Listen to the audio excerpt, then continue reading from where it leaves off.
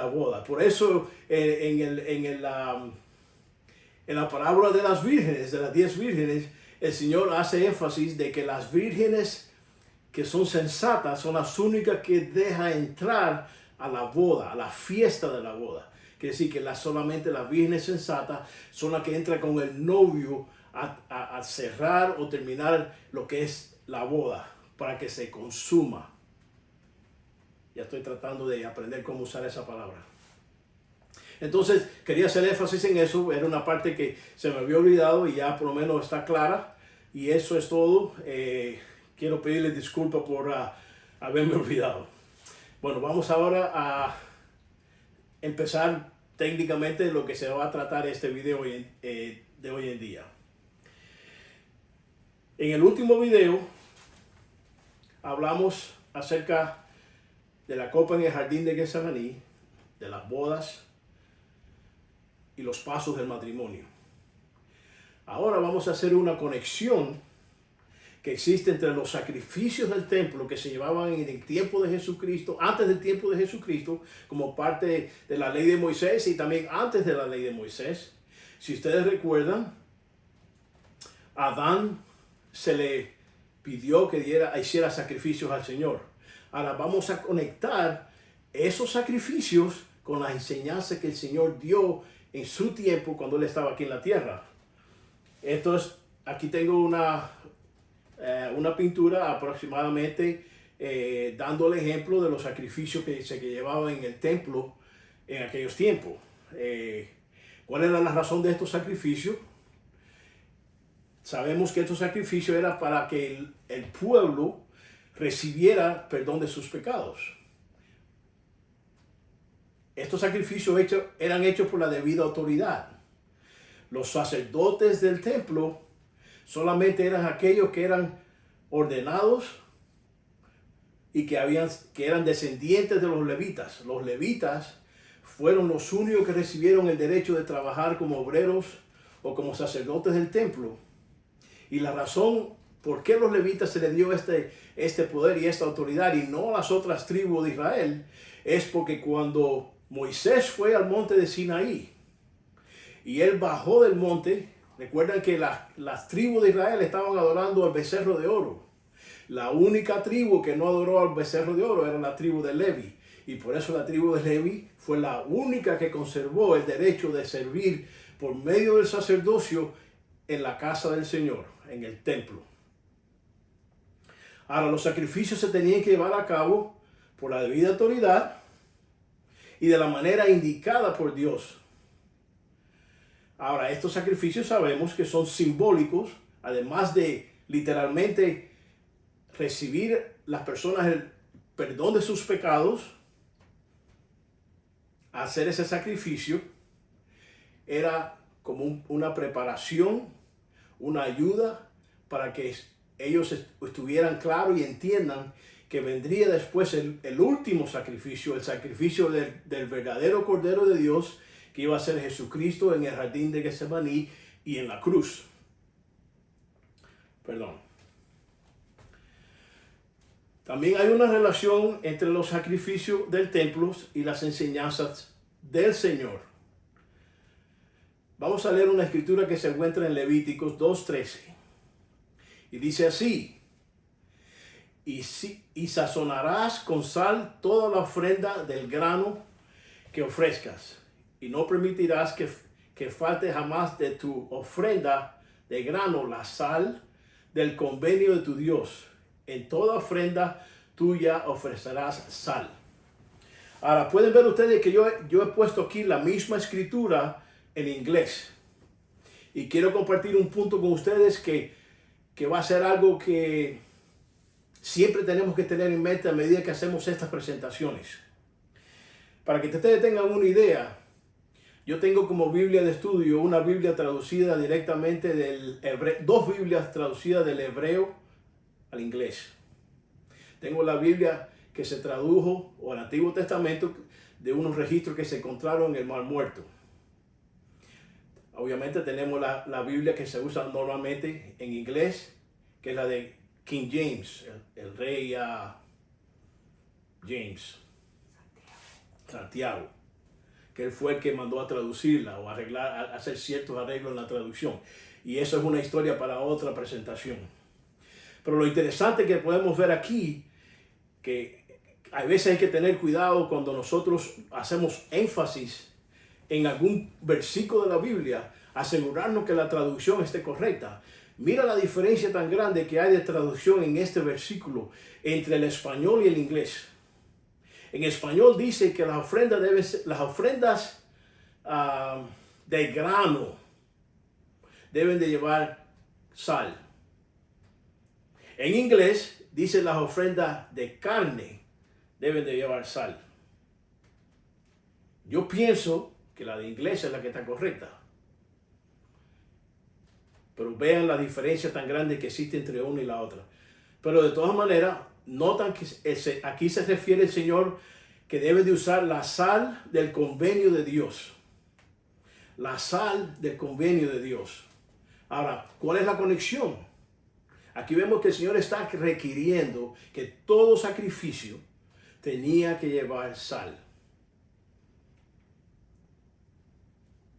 La iglesia, el Señor se refirió en el tiempo que Él estaba aquí en la tierra, que era la sal. Dice, vosotros sois la sal de la tierra. Pero si la sal perdiere su sabor, ¿con qué será salada? No sirve más para nada, sino para ser echada fuera y hollada por los hombres. Aquí hay un sinnúmero de enseñanzas. Aquí podemos pasar una hora hablando solamente de esto.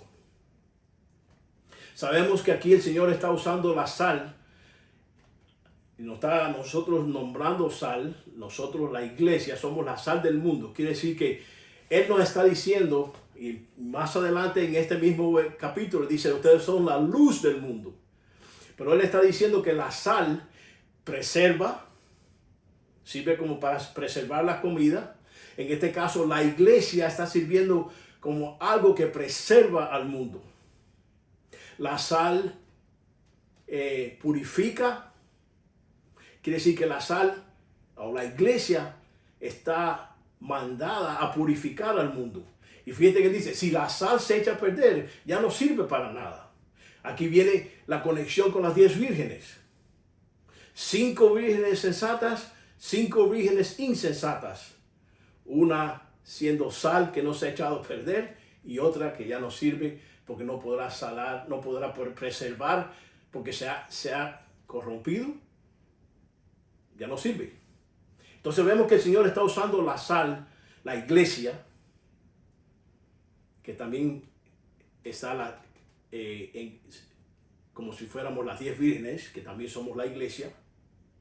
Pero ahora la sal, la iglesia, está presente en los sacrificios del Antiguo Testamento. Entonces ya desde el Antiguo Testamento, el Señor está conectando la sal, la iglesia, a Él, al sacrificio, al novio. Ahora vamos a ver algo bien interesante en lo que es la palabra sal en hebreo. En la primera parte de lo que vemos aquí, ustedes ven los 3 símbolos de cómo se escribe sal en hebreo, que significa pureza. Estos son los diferentes significados que esta palabra tiene en hebreo, además de sal. Pureza, un pacto, y que es requerida en las ofrendas. Ahora, lo interesante es que la misma palabra, solamente cambiando el orden de las letras, significa perdonar, significa expiar, cubrir o purificar. Esto es una maravilla. La sal, siendo la misma palabra en hebreo, el Señor dice que es la iglesia. La sal significa perdón. La sal significa expiar, cubrir, purificar, un pacto, pureza, y es requerida en todas las ofrendas. Ahora, vemos que en la ofrenda está presente el cordero. que está siendo sacrificado,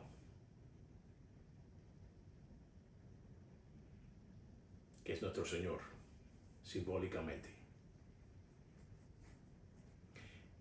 En el proceso del matrimonio está el novio presente en el proceso del matrimonio. ¿Con quién?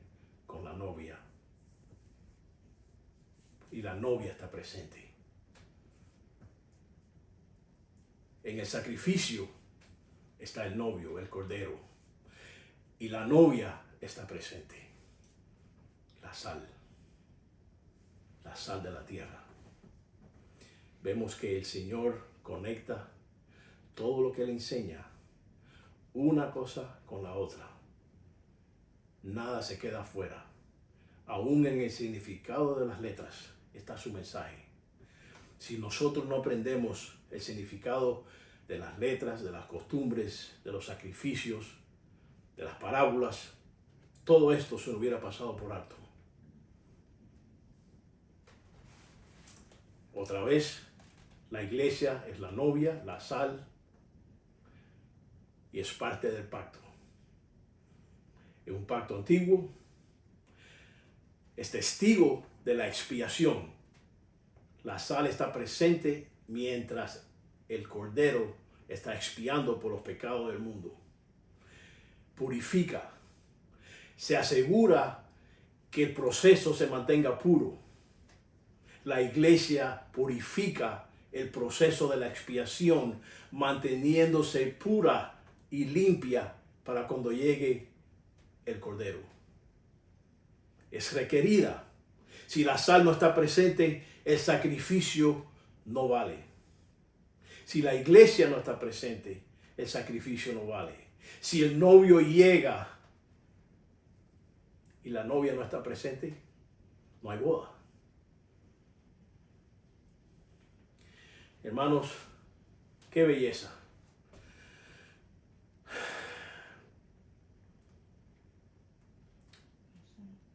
Yo me maravillo de la grandeza, la manera tan linda que el Señor tiene para mezclar unas cosas con la otra. Cada vez que yo veo o aprendo algo así, yo me quedo asombrado. Yo le llamo a Él en mi mente el Señor de los detalles. No hay nadie que le gane a Él con los detalles. Él tiene detalles, símbolos, mensajes en todas partes, en la naturaleza, en el hebreo, en las escrituras, en las parábolas, en las historias, en las costumbres. Y más adelante vamos a seguir compartiendo costumbres y enseñanzas para poder entender el verdadero mensaje que nos dio a nosotros. Y esto se lo digo en el nombre de Jesucristo. Amén. Hermanos, como siempre, le invitamos a ustedes que si les gusta el video, que se suscriban a nuestro canal, que lo compartan con otras personas y si por favor acuérdense de poner un like. Y esto le damos gracias y nos vemos hasta otro tiempo. ¿Qué les parece mi camisa de Hawái que me puse hoy? Yo creo que me dicen si la prefieren a la corbata, entonces me quedo con la camisa de Hawái. Gracias.